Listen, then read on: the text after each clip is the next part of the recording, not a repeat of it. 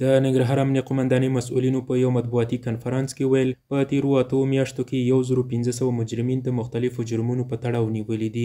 د امنیه قومندانۍ د امنیتي چارو مرستیال مل پاسوال مولوي محمد طاهر مبارز وایي یاد کسان د جنایي جرمونو قتل، غلا او نورو ورانکاره فعالیتونو په تړاو نیول شوي دي. په خبره یې د نیول شوو کسانو زیات اندازه د جنایي جرمونو مجرمین جوړوي چې په جلال آباد ښار او 22 ولسوالیو کې مختلف جرمونه ترسره کول. په وینا یې له نیول شوو کسانو لسګونه میله سپکې او درنې وسلې هم ترلاسه شوي دي. د جنایي جرمونو په وړاندې د مبارزې مدیریت منصوبینو په تېرو 8 میاشتو کې 417 بېلابېلې قضیې ثبت کړي دي چې 923 مجرمین د یادو قضیو په تور نیول شوي دي.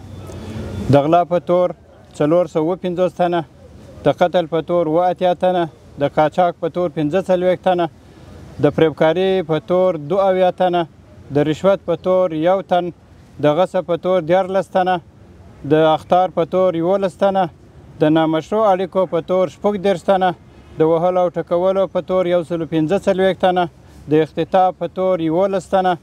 د ښاغلي مبارز په خبره په تیرو 8 میاشتو کې د نشه یي توکو پر وړاندې د مبارزې مدیریت مسؤلینو په زیات اندازه نشه یي مواد نیولي دي چې سلګونو کیلوګرامو ته رسیږي او یو شمېر خلکو یې د قاچاق کولو هڅه کوله.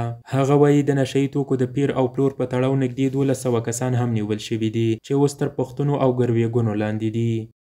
د نشه یي توکو په وړاندې د مبارزې مدیریت په تېرو 8 میاشتو کې 338 پیښې ثبت کړي دي چې په یادو پیښو کې 385 تنه نیولي دي چې له یادو مجرمینو سره 10 میله مختلفه نوع اسلحې، 8 ارادې نقلیه وسایط نیولي دي. د نشه یي توکو په وړاندې د مبارزې مدیریت منصوبینو په تېرو 8 میاشتو کې 6158 کیلوګرام مختلف نوع نشه یي توکي نیولي دي. تروریزم په وړاندې د مبارزې مدیریت منصوبینو په تېرو 8 میاشتو کې 40 پیښې ثبت کړي دي چې په تور یې 70 تنه کسان نیولي دي. له یادو کسانو سره 3311 مختلف نوع وسلې او مهمات نیول شوي. د امنیتي چارو مرستیال زیاتوي د تروریزم پر وړاندې د مبارزې مدیریت ګڼ کسان د ورانکاره فعالیتونو په تور نیولي دي او هم بېلابېل وسایل د امنیتي ځواکونو لاسته ورغلي. هغه وایي هیڅ چاته به اجازه ورنکړي چې ورانکاره کړنې ترسره کړي او که یې څوک هڅه وکړي د سخت غبرګون او قانوني چلند سره به مخامخ شي. نیول شوي مجرمین تر نیول کېدو وروسته رسما عدلي او قضایي ارګانونو ته سپارل شوي دي.